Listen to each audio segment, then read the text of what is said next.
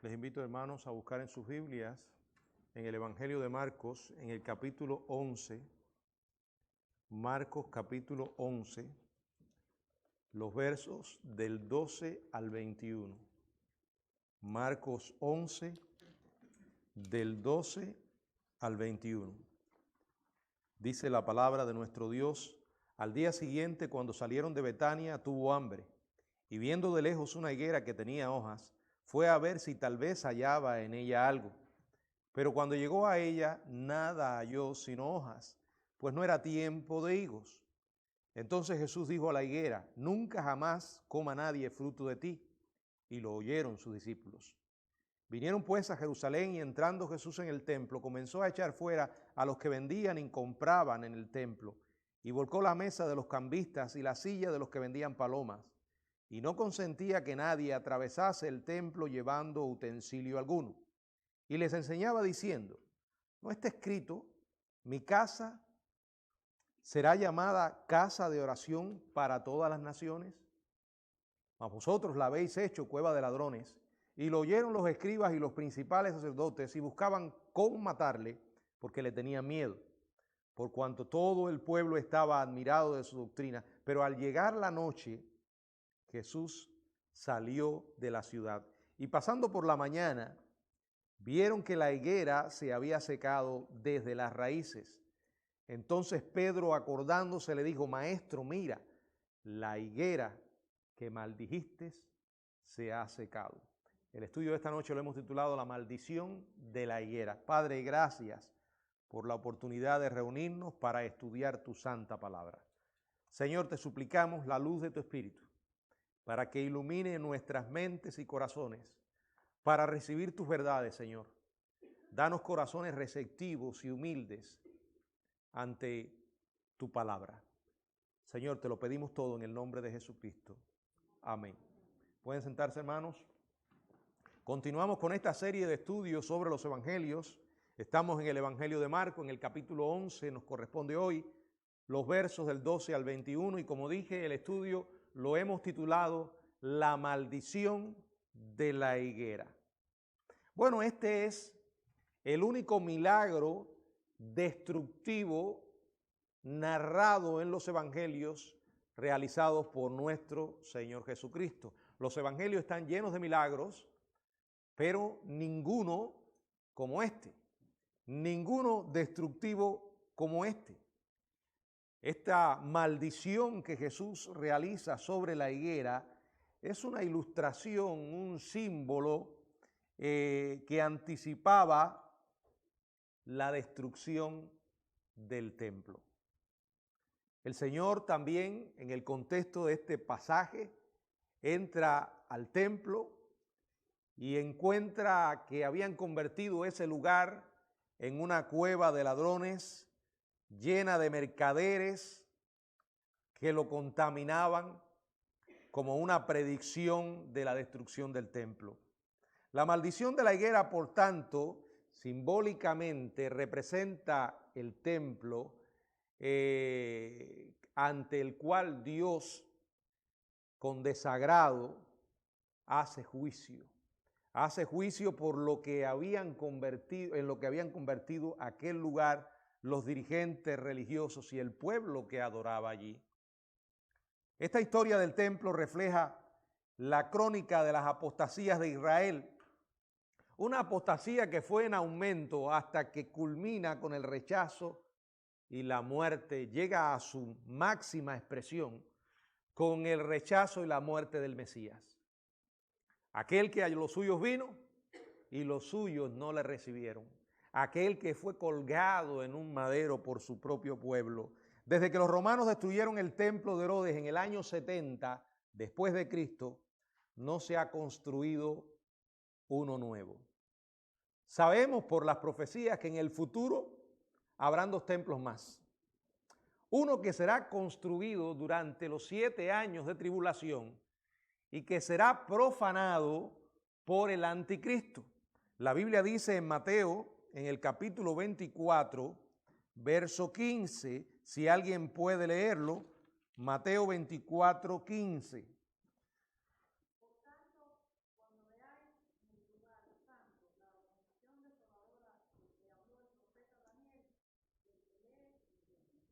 Bueno, esto para que se produzca tiene que haber un templo. Y Mateo capítulo 24 es un pasaje tribulacionista. Aunque las señales de las que habla indudablemente son una realidad también para nosotros hoy, y la verdad es que irán intensificándose a medida que se aproxima el regreso del Señor. El contexto de Mateo 24 es específicamente de la tribulación, y allí habla de la abominación desoladora, que será el momento en que el anticristo, en el mismo templo, se va a declarar Dios.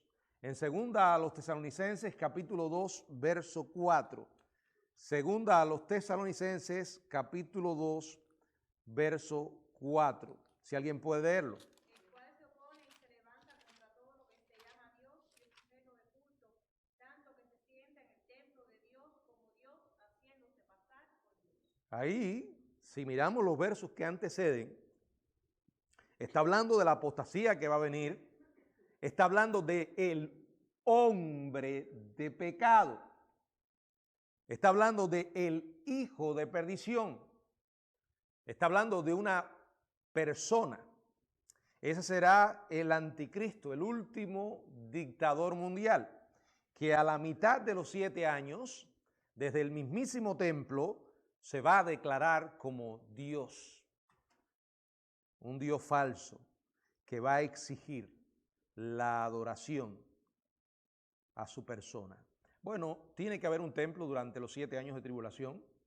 También habrá un templo que será construido durante el reino milenial. En el libro de Ezequiel, entre los capítulos 40 y 43, que se menciona un templo, ese es el templo milenial.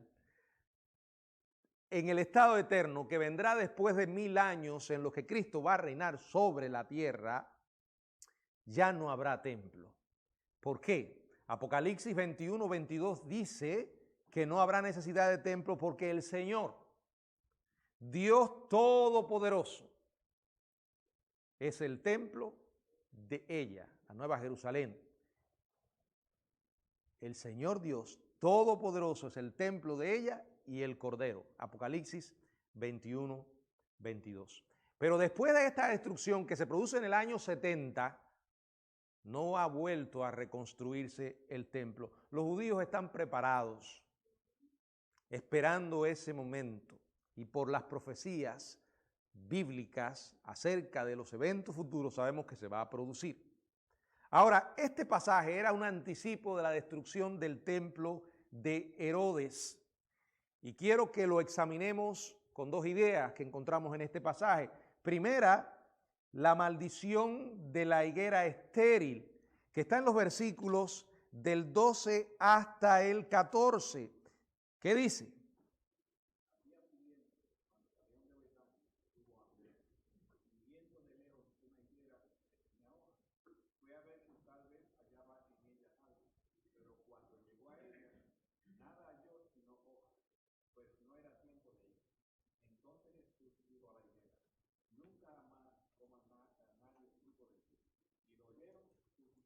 Este acto visual, físico que la gente podía ver, tenía una enseñanza espiritual. Jesús quería transmitirles un mensaje. Y esto se produce al día siguiente, como dice la palabra, era martes. El martes era el día siguiente de la entrada triunfal de Jesús, que se produce en Jerusalén. Jesús y los discípulos salen de la casa de María, de Marta y Lázaro, que estaba en Betania, para dirigirse a Jerusalén. En el camino dice la palabra que Jesús, ¿qué? Tuvo hambre. Nuestro Señor, sin dejar de ser Dios Todopoderoso, 100% Dios, fue también 100% humano. Saber esta verdad teológica, bíblica, a cada uno de aquellos que le conocemos como Señor y Salvador, es una fuente de consuelo, de ánimo, porque si nuestro Señor es humano, ¿Qué implicaciones tiene eso?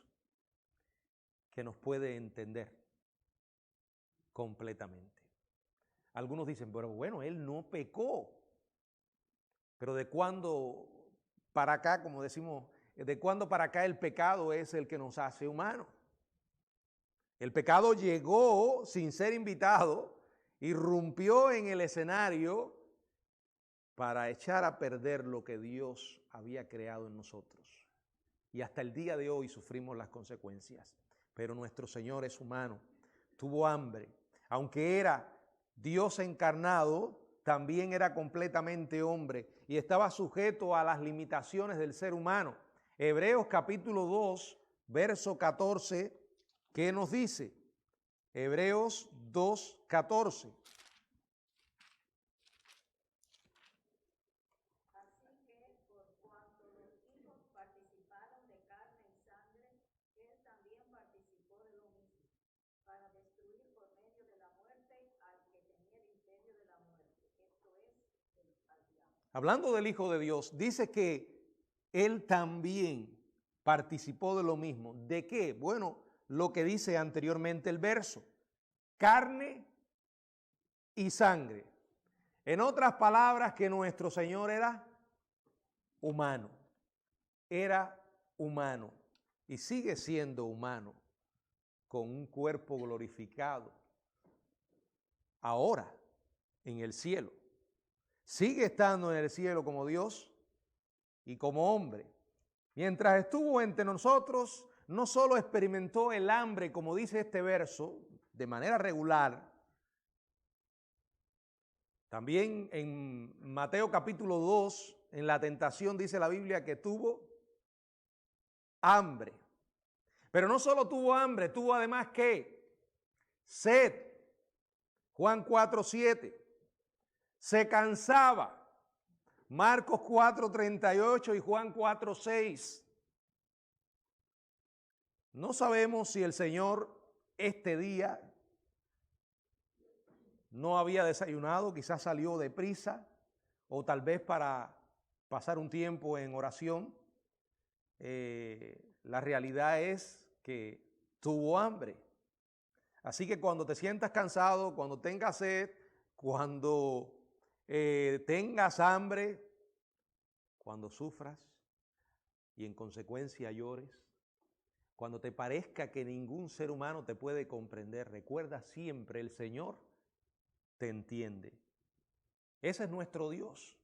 No un Dios indiferente que no sabe nada acerca de nosotros, sino alguien que estuvo entre nosotros, se hizo carne. Y dice la palabra que tuvo hambre y viendo de lejos una higuera, esta higuera tenía hojas. Y él se acerca a ver si encontraba algo más que hojas para poder comer. Las higueras se podían encontrar en todo Israel y de hecho se mencionan unas 50 veces a lo largo de las Escrituras. Era razonable que el Señor esperara encontrar frutos inmaduros en esa época, porque dice también que no era tiempo de higos. Pero con la higuera, al salir las hojas, fíjense que el árbol tenía hojas.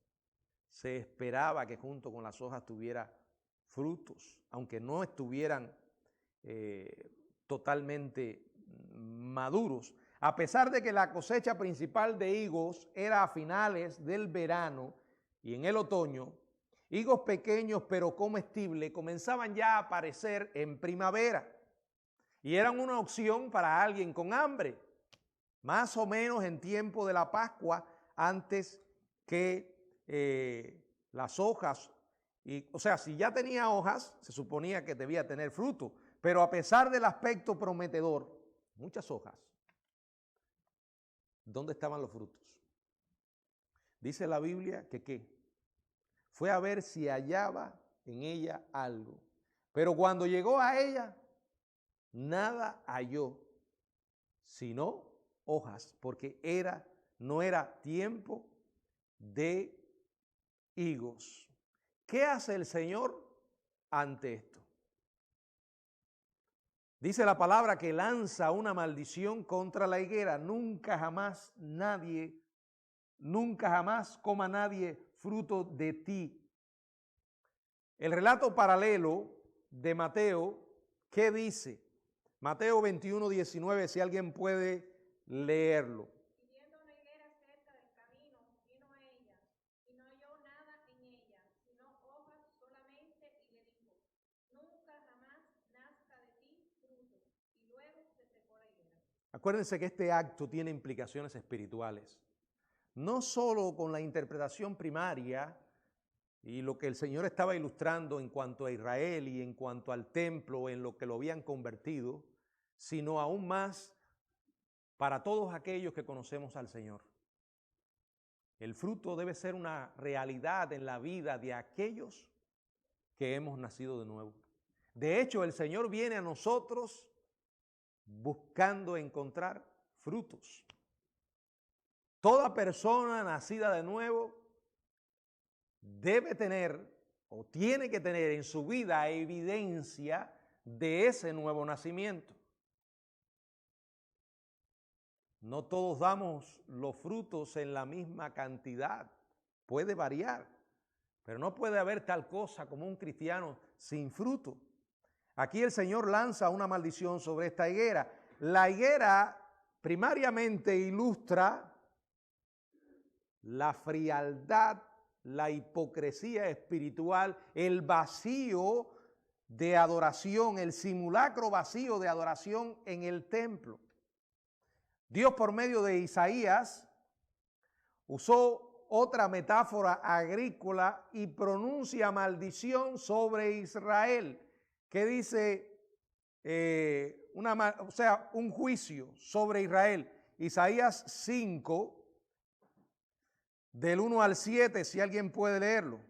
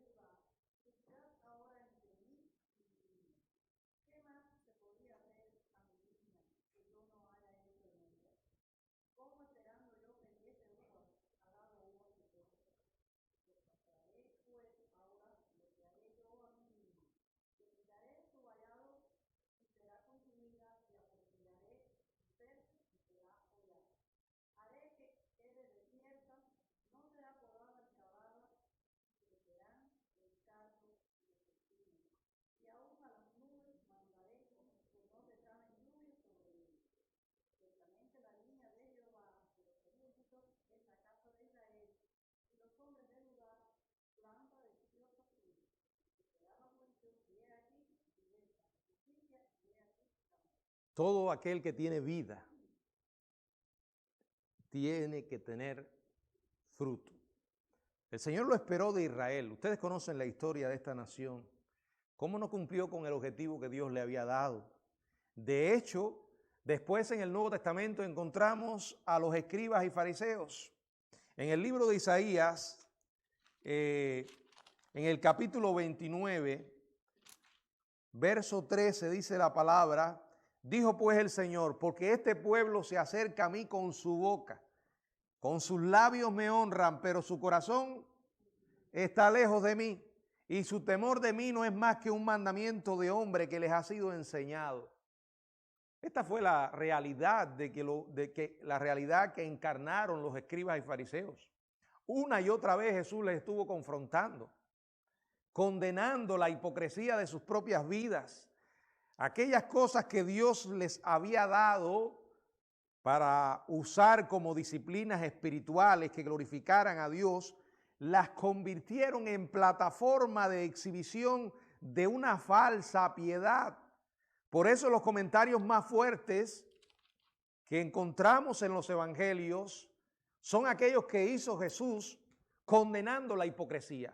Hay gente que cree que llevar un estilo de vida doble, aparentar cierto papel, colocarse ciertas máscaras, eso no solo va a lograr engañar a la gente, sino también a Dios. ¡Qué tremendo error! Dios puede mirar donde nosotros no podemos. Él no solo sabe lo que hacemos, sino aún más la motivación con que lo hacemos. Miren lo que dice en Mateo 15, en los versos del 7 al 9. Hipócritas, bien profetizó de vosotros Isaías cuando dijo: este pueblo de labios me honra, mas su corazón está lejos de mí. El Señor sabe cuando lo único que hay en nosotros está en los labios. Cuando lo único que hay en nosotros para Él está en los labios. Él sabe cuando el corazón de cualquiera está lejos. Mateo capítulo 23 vuelve el Señor a hablar fuertemente sobre la hipocresía en los versículos del 13 hasta el 36. No voy a leer este largo pasaje. Después, si ustedes quieren, pueden leerlo para que una y otra vez observen estas expresiones. Mas ay de vosotros, escribas y fariseos hipócritas. Ay de vosotros, guías ciegos. Ay de vosotros, escribas y fariseos hipócritas. Ay de vosotros, escribas y fariseos hipócritas. Una y otra vez. La destrucción del templo no era algo que ocurriría de inmediato, pero iba a ocurrir. Dios hace juicio. Puede que no llegue en el tiempo en el cual nosotros pensamos que debe llegar, pero Dios hace juicio. Estuvo reteniendo ese juicio sobre Israel hasta que llegó. No ocurriría sino 4 décadas después, en el año 70 después de Cristo, cuando el ejército romano bajo el mando de Tito Vespasiano llegó, saqueó Jerusalén, quemó y derribó el templo. De hecho, en Mateo capítulo 24, el pasaje que ya citamos, un pasaje tribulacionista, lo que dio pie a este capítulo fue la pregunta que ellos le hicieron: ¿cuándo sucederán estas cosas? Porque antes habían visto el templo, se habían sentido sumamente orgullosos de una tremenda edificación y le dijeron al Señor: ¿viste esto, Señor? ¿Vio esto, Señor? Y de pronto el Señor derrumba todos sus sueños y todo su orgullo cuando les dice: aquí no va a quedar piedra sobre piedra que no sea destruida. ¿Cuándo sucederán estas cosas? Le preguntan. ¿Y qué señal habrá de tu venida y del fin del siglo? Le hacen 2 preguntas y el Señor inmediatamente comienza a responderle. Le habla de la destrucción del templo, pero además dice: esto no va a terminar ahí. Va a llegar un momento en que ustedes serán sometidos a juicios, serán perseguidos. La Biblia llama esto el tiempo de angustia de Jacob. Dios disciplinaría a Israel. Ahora, mientras sus discípulos oían a Jesús hablar de la higuera, recordaron sin duda lo que el Señor enseñó en Mateo capítulo 7, los versos del 16 al 20, donde dijo: por sus frutos los conoceréis. ¿Acaso se recogen uva de los espinos o higo de los abrojos? Podríamos decir: ¿acaso vas a encontrar guayabas en una mata de mango? ¿O vas a encontrar mango en una mata de guayaba? No.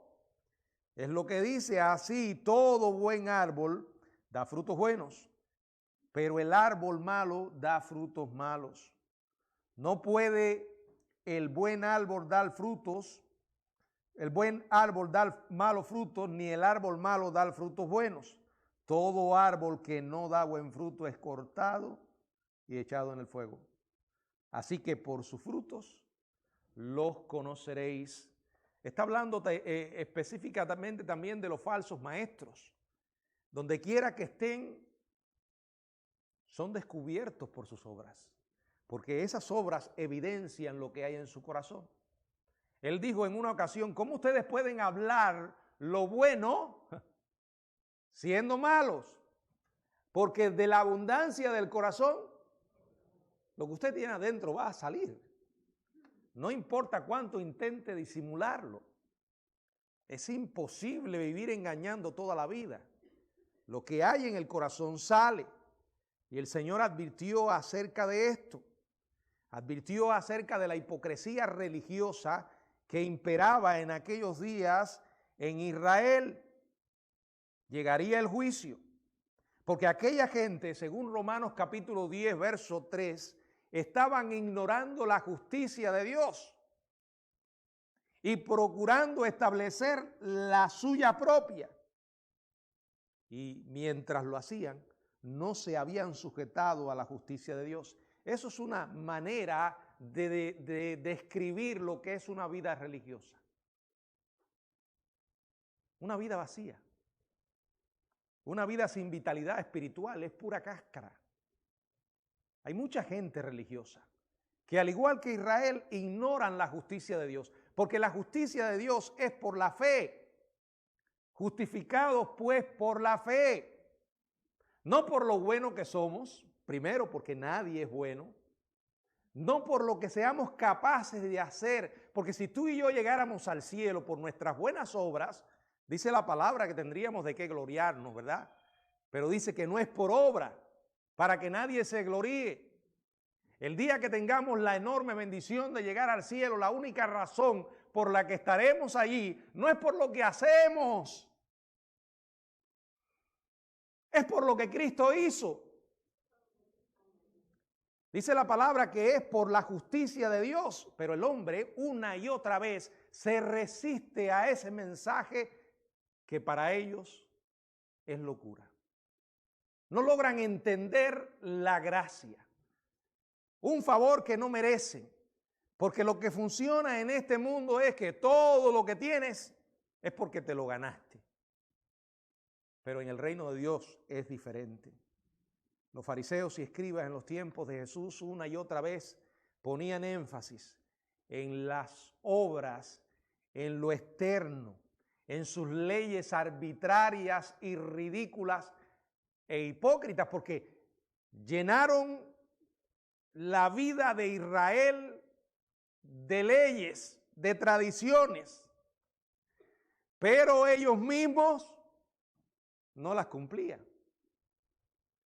El Señor maldijo la higuera por aquella hipocresía. Tenía hojas. Estaba pretendiendo tener vida y no la tenía porque no había verdaderamente fruto. Ahora vamos a ver en segundo lugar la limpieza del templo y los resultados de la higuera maldecida. En este capítulo 11 quiero que miremos los versos del 15 al 21, si alguien puede leerlo.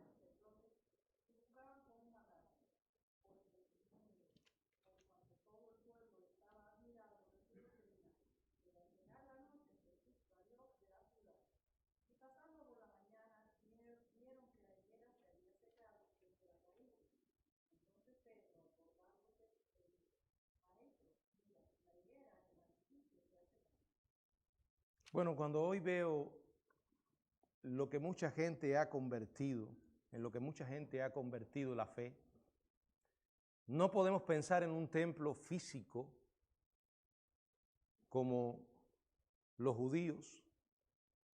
Pienso en el templo espiritual que es la iglesia del Señor. Y cuando miramos hoy en qué han convertido ese templo espiritual, con todo tipo de prácticas abominables, antibíblicas, irreverentes, blasfemas, me viene a la mente este pasaje. ¿Cómo responde Dios o cómo se siente Dios ante tantas profanaciones? El Señor no ha cambiado en lo más mínimo, y si cambió, yo quiero que usted me demuestre que el Dios que nosotros tenemos ahora no es el mismo de los evangelios, que el Señor Jesucristo cambió. No, Él no pudo soportar en lo que habían convertido aquel lugar sagrado con toda esa mercadería, avaricia, codicia. Es lo mismo que Dios sigue sintiendo cuando hay personas que usan la Biblia, hablan a su propio pueblo, promoviendo la codicia, retorciendo las escrituras y con todo tipo de práctica blasfema. El juicio de Dios vendrá con toda seguridad, tal como lo hizo en aquel momento. Para sorpresa y consternación de los israelitas, Jesús, en contra de las esperanzas y expectativas mesiánicas que tenían, fíjense que Él no atacó a los opresores romanos, sino que en lugar de eso entró al templo y atacó a los líderes y a los adoradores. Dice la palabra, cuando vinieron a Jerusalén, el Señor y sus discípulos el martes por la mañana, Jesús entró en el templo. Ahora, no llegó allí para adorar como lo había hecho al inicio de su ministerio. Por ejemplo, en el Evangelio de Juan, en el capítulo 2, verso del 13 al 16, dice, estaba cerca la Pascua de los judíos y subió Jesús a Jerusalén y halló en el templo a los que vendían bueyes y ovejas y palomas y a los cambistas allí sentados, haciendo un azote de cuerdas. Bueno, en aquella ocasión había entrado y terminó viendo todo el espectáculo. Cristo vino a declarar la intolerancia divina hacia las actividades religiosas que se efectuaban allí, porque era una expresión de a dónde es capaz de llegar el hombre cuando se desconecta del Dios vivo, crea un Dios a su propia imagen y semejanza, carga de leyes y tradiciones humanas a un sistema religioso que va a usar para oprimir y someter a los demás. Eso es lo que habían hecho ellos. Pero entró allí y purgó la corrupción que había en los atrios, desalojando a los mercaderes que lo profanaban. Entre los dos ataques, Jesús confrontó regularmente la apostasía y la iniquidad de Israel. Llamó a la nación a una verdadera adoración. En Juan capítulo 4 lo menciona. El pueblo de Dios lo conforman, como dice Filipenses 3:3, los que en espíritu servimos a Dios y nos gloriamos en Cristo Jesús, no teniendo confianza en la carne. Servimos a Dios, pero no para ganarnos el cielo, sino porque ya tenemos ese cielo. No para ganarnos la salvación, ya somos hijos de Dios. Y fíjense, dice el texto, nos gloriamos, no en nosotros. Uno de los obstáculos más grandes que puede haber en el corazón de alguien para entregarse al Evangelio es creerse bueno. Y creerse que por esa bondad tiene derecho al cielo. Esa es la misma actitud farisea de aquella gente. El juicio sobre la nación comenzó con el templo. Templo, hieros, es un término general para los terrenos del templo como un todo. Era un enorme complejo que llegaba a poder acomodar a miles de adoradores. De esta superficie habían varios atrios interiores situados unos dentro de otros. Los más interiores eran el lugar santo y el lugar santísimo, a los que se le designaba con una palabra diferente a templos, naos. El atrio exterior era el de los gentiles, más allá del cual se prohibía entrar a los gentiles bajo pena de muerte. Lo que estaba ocurriendo en este atrio de los gentiles era una crasa corrupción. en la cual se estaba usando el nombre de Dios. No todo el que habla de Dios, cita la Biblia, es realmente nacido de Dios. Hay gente con una ingenuidad tan grande que raya en la estupidez y dan por creyente a verdadero a cualquiera que le diga, mira, yo creo en Dios. Y mi versículo favorito es Filipenses 4:13. Todo lo puedo en Cristo que me fortalece. Ah, fulano es cristiano.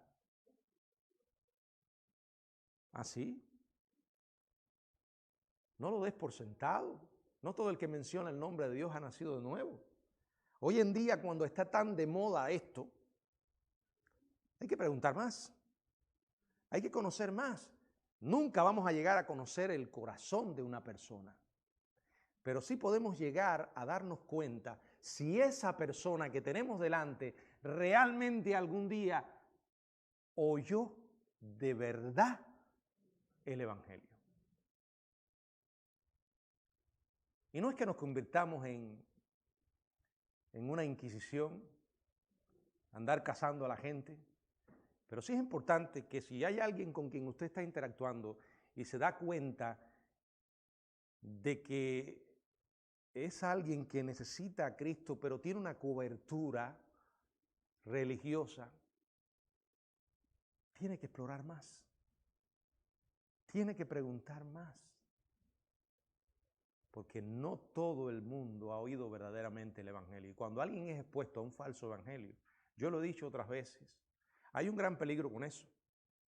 Y es que la gente, como nunca se le presentó el verdadero Evangelio, le ofrecieron a un Cristo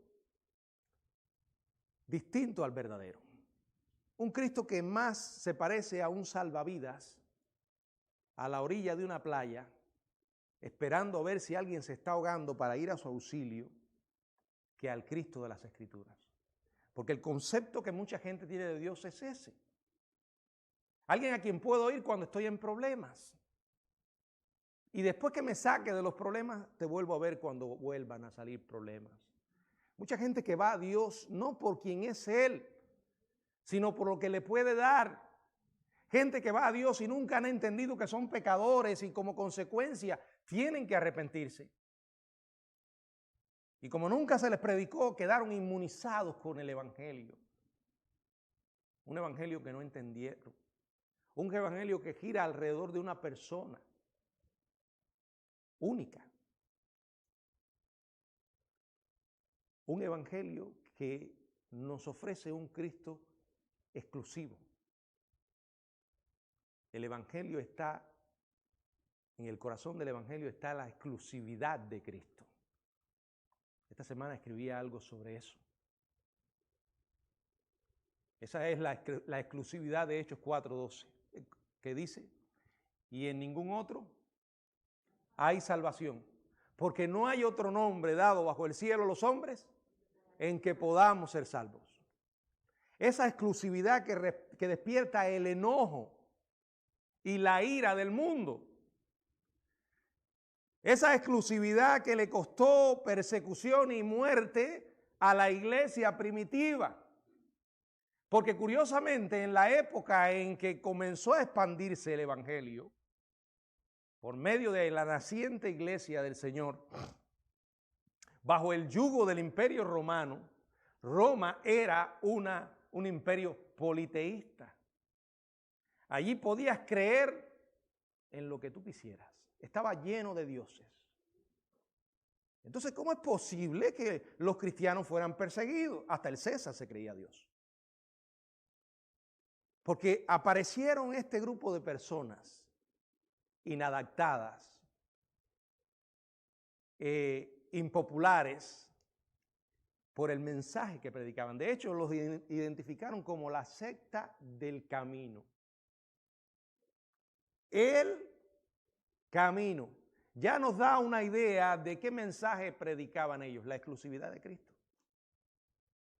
Fíjese lo que dice Hechos 4:12, y en ningún otro hay salvación. Es Cristo y solo Cristo. Lo que Pedro estaba haciendo era simplemente repetir lo que Jesús enseñó en Juan capítulo 14, verso 6. Yo soy la verdad. Yo soy el camino, yo soy la vida, no una opción entre muchas. El único, y en ningún otro hay salvación. Lo único que una persona tiene que hacer para no buscarse problemas y caerle bien a la gente y recibir aprobación es esto. Él y en ningún otro hay salvación, porque no hay otro nombre dado bajo el cielo a los hombres en que podamos ser salvos. En vez de decir Cristo es el camino, puede quitar el artículo definido él por una palabra indefinida, por ejemplo, un. Cristo es un camino. Ahora mañana invitan al hermano Lopera a un programa de televisión. Imagínense que Lopera fuera millonario o una estrella, no sé, popular, y de pronto le preguntan, óigame, ¿y usted es creyente? Sí, yo soy creyente, yo conozco a Cristo, Cristo es maravilloso, Cristo es mi Dios, Él es mi camino, Él me ayuda. ¿Qué creen ustedes que pase con eso? La gente no se molesta con eso. De hecho, yo he oído a algunos predicadores y personajes de la farándula evangélica públicamente decir algo como eso y la gente se ríe, ¡ay, qué bien, es una persona espiritual! Pero en el preciso momento en que se le ocurra a Lopera decir, Cristo es mi Dios, el único Dios. O sea, Cristo no es un Salvador, Él es el único Salvador. Cristo no es una verdad entre muchas, Él es la verdad. Eso va a enojar a la gente. Ese es el verdadero evangelio. Todo lo demás es puro engaño. Los religiosos no pueden tolerar ese evangelio. Porque los religiosos son capaces de poner en el altar a cualquiera. ¿Ustedes se acuerdan cuando Pablo tuvo la oportunidad de predicar en el Areópago? Antes de llegar allí dice que estaba enardecido viendo la idolatría. Llegó a aquel lugar que era un antro de idólatras. Sabiamente no se puso a atacar a aquellos dioses, pero le llamó la atención una inscripción que había y decía al Dios no conocido. Y dice, hoy he observado que ustedes son gente muy religiosa. Pero en esa observación vi esta inscripción que dice al Dios no conocido. De ese Dios que ustedes no conocen es el que le vengo a hablar. La gente que no conoce al Cristo verdadero va a ser capaz de hacer cualquier cosa porque solo el verdadero Dios y el verdadero Cristo es santo, justo. Y en consecuencia le tendremos que rendir cuenta. Aquella gente había convertido aquel lugar en una cueva de ladrones. Dice que el Señor entró y comenzó a echar fuera a los que vendían y compraban en el templo. Volcó las mesas de los cambistas, la silla de los que vendían palomas. Al instante el Señor convierte lo que se llamaba el bazar de Anás en un completo caos. Porque no podía tolerar todo aquello. Como dice el Salmo 69:9, me consumió el celo de tu casa. Yo les pregunto honestamente, esto es un acto que ocurrió hace mucho tiempo, pero su vigencia y sus aplicaciones están muy latentes hoy. ¿Hay alguna diferencia entre lo que han convertido hoy el evangelio, llamándolo evangelio de la prosperidad,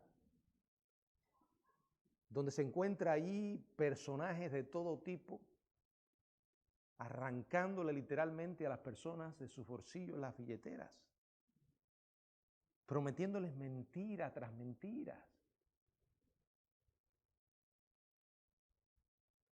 El Dios que ve esto es el mismo que vio estas cosas.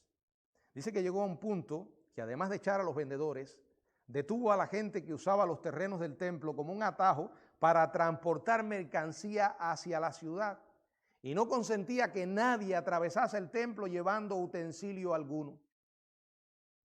Fue una demostración de autoridad, de poder de parte del Señor. Y esto demuestra enfáticamente, si a alguien todavía le queda duda, que el Señor detesta a aquellos que convierten su casa en cualquier otra cosa. Por eso yo, como pastor, muchas veces insisto, hermanos, en que cuando vamos a hacer algo para Dios, lo hagamos poniendo el corazón.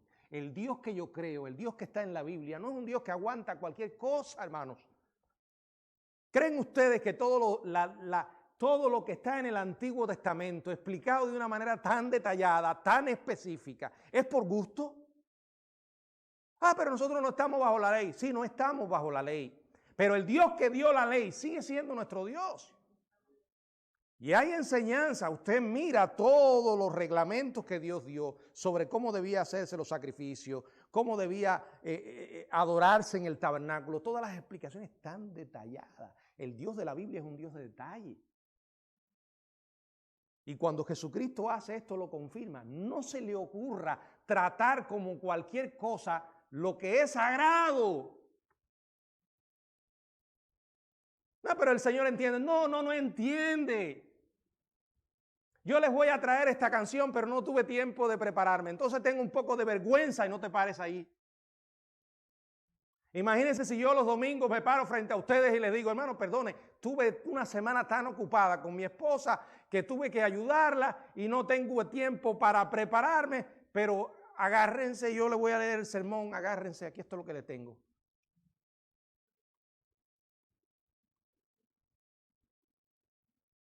Yo creo que cuando nosotros ponemos el corazón en lo que hacemos, tratando de dar lo mejor para el Señor, porque es para el Señor. No hay otro mejor a quien servir.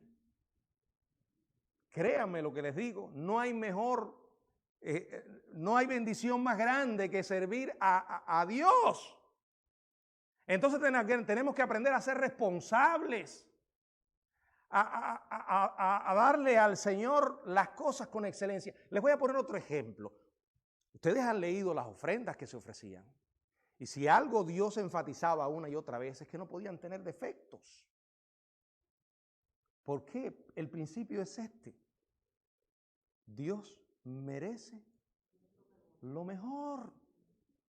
No las obras, no las migajas. Lo merece por quien es Él.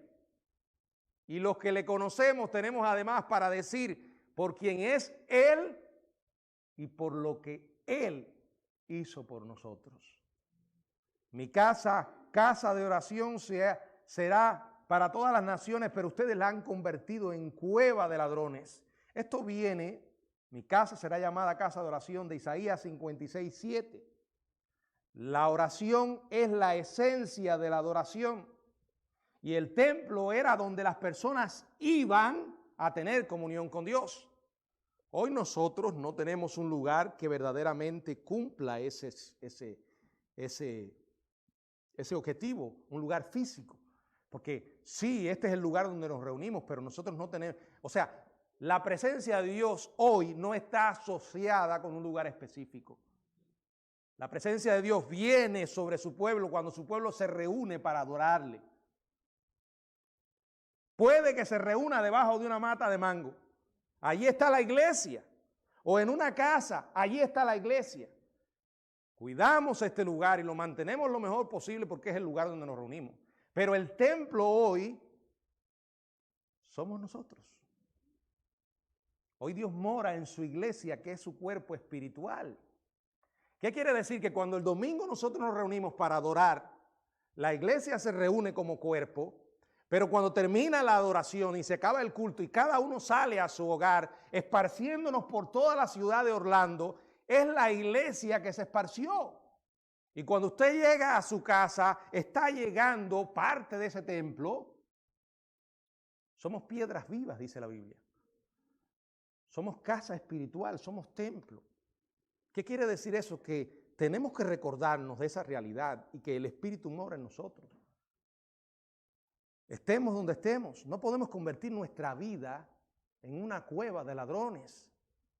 Cuando comenzamos a tomarnos licencia corriendo lo que Dios estableció como un límite, Él lo ve. ¿Usted cree que lo que usted hace fuera de aquí, Dios no lo ve? Sí lo ve. Simplemente lo que nos engañamos pensando, oh, ahora se quedó dormido. No, Él lo ve. Yo le decía esto a alguien en estos días. Cada acto de maldad que alguien comete y de injusticia, aunque pase desapercibido por los hombres, Dios lo ve. Dios lo ve. Los escribas y fariseos buscaban cómo matar a Jesús, porque esa reacción del Señor les estaba acabando el negocio. Tenían miedo, porque la gente veía la autenticidad de su persona, lo genuino de su mensaje respaldado por una vida resplandeciente y totalmente auténtica. Alguien que llegó con un mensaje verdaderamente del cielo, condenando todos aquellos años de hipocresía. Al llegar la noche, Jesús sale de la ciudad en compañía de los 12 para regresar a Betania. Pasando por la mañana, en su camino, ven la higuera. Se había secado desde las raíces. Cuando Dios lanza una maldición, nadie la puede detener. Cuando Dios decide hacer juicio, nadie lo puede detener. Y hay un momento en que Dios dice, ya es suficiente. Maestro, mira la higuera que maldijiste, se secó. La destrucción del corrupto sistema religioso centrado en el templo comenzó ese jueves. Y se fue acelerando dramáticamente el viernes cuando rajó el templo, se rajó el velo del templo de arriba a abajo, separando el lugar santo del lugar santísimo. Y se completaría 4 décadas más tarde por medio de los romanos. Pero ese juicio no va a terminar. Y no solo va a venir sobre Israel, va a venir sobre el mundo. La Biblia lo dice. Usted no puede ser fiel a la exposición del Evangelio y no hablar del juicio. De hecho, el infierno es parte de ese juicio. El infierno es una expresión de la ira de Dios ante el pecado humano. De hecho, el único atributo que se va a desplegar en el infierno de Dios por toda la eternidad es su ira frente al pecado humano. El infierno no es el reino del diablo. De hecho, fue creado para él y sus ángeles. Allí estará condenado. Si usted dice que Dios no va a hacer juicio, entonces no ha leído la Biblia. Y mucho menos su final.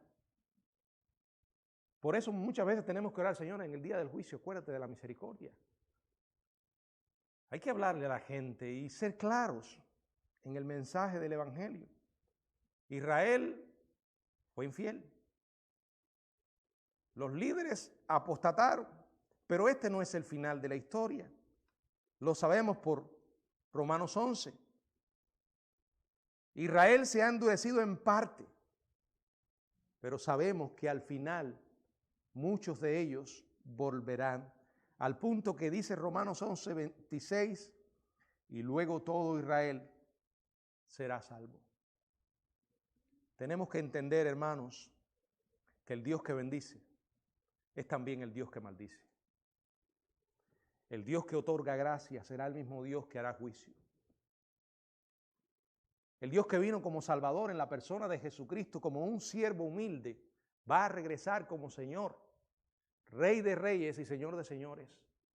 El mismo Señor que vino a morir en aquella cruz, ahora va a regresar como Rey a juzgar a un mundo. Un día todo el mundo comparecerá ante Él y Él hará juicio. La oportunidad para arrepentirte es ahora. Ya sea de que no le conoces, porque no sabes cuándo va a ser tu día final. Y mientras hay vida, Hay oportunidad para ir al Señor con toda honestidad y decir, Señor, tú me conoces mejor que nadie. Y sabes que soy pecador. Y miren, hermanos, seamos claros. Desde el punto de vista humano no hay pecado. O sea, hay pecados grandes y chiquitos por las consecuencias, pero todo pecado ofende a Dios. Todo. Y no hay justo ni aún uno. Quizás tu problema no es el de la otra persona, pero tienes un problema con Dios que tienes que arreglar y pedirle perdón. Y la sangre de Jesucristo, dice la Biblia, nos limpia ¿de qué? No hay pecado que Dios no pueda perdonar si la persona se arrepiente. Y aquellos que ya le conocemos, recordemos que nuestro Dios es santo, merece lo mejor. Y no podemos tratar las cosas sagradas como cualquier cosa. Si lo dudas, vuelve a repasar este pasaje. Lee lo que aparece en todos los evangelios. Si hasta ahora Dios te está dando vida y en consecuencia llegaste a conocerle, te dio dones, talentos, es para que le sirvas. Es para que le sirva y para que uses lo que Él te ha dado para Él, dando lo mejor de ti. Que no podamos hacerlo de manera perfecta. Señor, ayúdame. Tú sabes que en mi corazón está el hacer lo mejor para ti.